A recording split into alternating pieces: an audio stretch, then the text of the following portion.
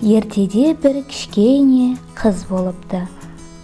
Ол өте арманшыл болған.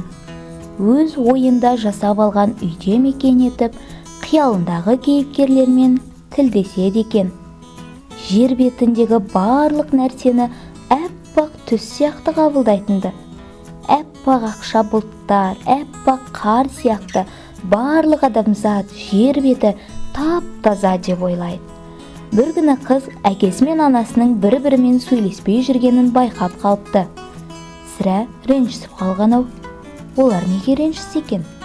Үлкендер кейде солай бір-бірімен өкпелесіп қалады. Бір-бірінен кешірім сұрай салмай ма екен? Біз сөйтеміз ғой. Содан кейін ойнап кетеміз. Кішкентай арманшыл қыз ата-анасын қалай татуластырсам екен деп, түнімен терезеден жапалақтап жауған қарға қарап ойланумен болады. Сөйтіп жатып, ұйықтап кетіпті. Таңертең тұра салып, киімдерін киіп, далаға жүгіріп шығады. Дала әппақ қарға ораныпты. Тура өз қиялындағы ертегі патшалығы сияқты. Қыз қарды біраз тамашалап тұрады да, дереу жалаң қолдарымен қарды ала жөнеліпті. Анасы қызының бұл қылығына таң қалып, «Қызым-ау, жаурадың ғой, үйге кірсеңші, күн жылынған соң бірақ шығып ойна», деп бәйек болады. Қыз анасын естімеген сияқты қарды жентектей береді. Бір кезде қолындағы қарды ала сала әкесіне жүгіріп барады. «Әке, қараңызшы, мен қардан гүл жасадым. Өтінем, осы гүлді анама сыйлаңызшы». Қазір қыз еш жерде гүл өспейді, дейді. «Қызым-ау, мынау қар ғой». «Бұл қар емес, қардан жасалған гүл. Жүріңізші, анама сыйлаңызшы, бұл ғажайып гүл».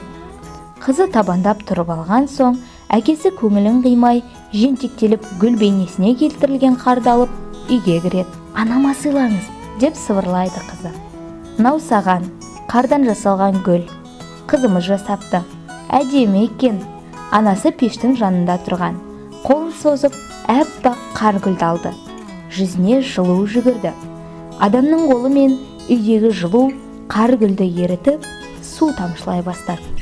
«Әке, гүлді ұстаңыз, әйтпесе ол қазір еріп құлап қалады. Міне, мен де ұстаймын». Үш алақанға қонған аппақ қар гүлі тез ерей бастады. Ер беріп жерге тамшылап жатты. Суыққа қызарған алақандар қалды. Қардың суық суы қыздың әкесі мен анасының ренішін жуып кеткен сияқты. Қыз қатты қуанып кетті. «Айттым ғой, ол ғажайып гүл» деп. Авторы Мира Симбайқызы, оқыған Әсел Асанова.